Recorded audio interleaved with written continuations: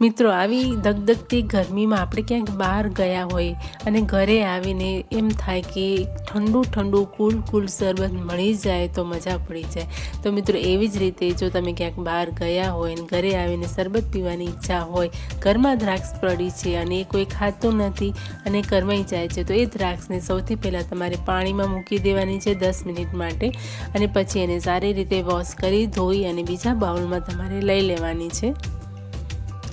તમે પાણીની અંદર બેકિંગ સોડા અને મીઠું નાખીને પણ ધોઈ શકો છો। અમે પહેલાં ધોયેલી જ હતી એટલે મેં ફરીથી નોર્મલ પાણીથી ધોઈ છે। હવે આપણે મિક્સર જાર લઈશું અને મિક્સર જારની અંદર આ બધી દ્રાક્ષ આપણે એડ કરી દેવાની છે। તમારી જોડે 100 ગ્રામ હોય, 200 ગ્રામ હોય કે 250 ગ્રામ હોય એ પ્રમાણે તમારે લેવાની છે, આનો કોઈ માપ નથી। તો મારી જોડે અત્યારે અહીંયા 150 ગ્રામ જેટલી દ્રાક્ષ પડી છે અને હવે એની અંદર આપણે આ ફુદીના તાજા ફુદીનાના પત્તા એડ કરવાના છે। તો એની ક્વોન્ટિટી પણ હું તમને જણાવી દઉં કે ફુદીના મારા ઘરે હતો ફુદીનો બહુ જ સરસ ફ્રેશ, તમને જોઈને જ એમ થશે કે આ ફુદીનું આમ જ રખાય, પરંતુ આપણે એમને નથી રહેવા દેવાનો। એના પત્તા તોડી લેવાના, 10 થી 12 પત્તા આપણે આની અંદર એડ કરવાના છે, એના ડાળખા આપણે એડ નથી કરવાના।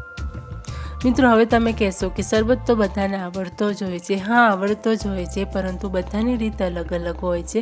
જો તમે ફુદીનાના પત્તાની સાથે સાથે ડાળખા પણ અંદર ઉમેરી દેશો ને તો તમારો શરબત કડવો બની જશે। અને દ્રાક્ષની અંદર જો બિયા હોય ને એના બીજ હોય તો પણ તમારે કાઢી લેવાના છે।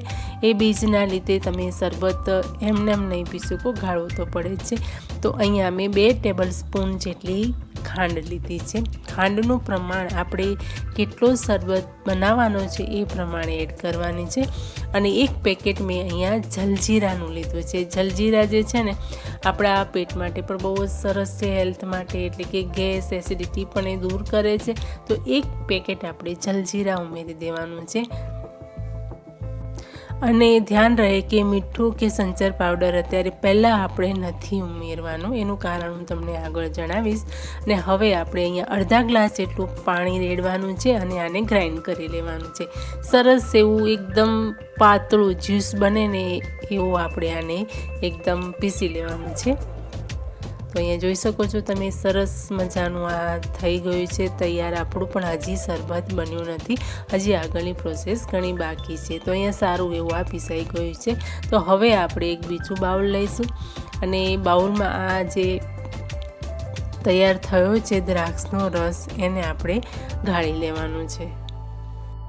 તો અહીંયા મેં એકદમ ઝીણું ચડાય એવી ગળણી લીધી છે, દૂધ કે ચાની ગળણી પણ ચાલે, જાડા કાણાવાળી આપણે નથી લેવાની, કેમ કે ઉપરનું જે જાડું પેસ્ટ હોય ને એ ઉપર રહી જાય, એની છાલ વગેરે જે અંદર ના આવે એટલા માટે। તો આવી રીતે ચમચીની મદદથી તમે કરશો ને તો સરસ એવું એને નીચે જે છે એ બધો રસ નીકળી જશે।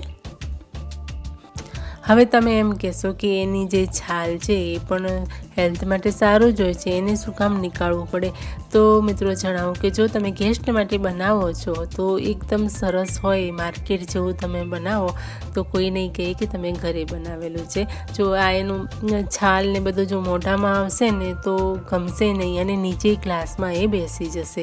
અને જો તમે પાણી લેશો ને એનો રસ તો એકદમ શરબત જેવું જ તૈયાર થશે।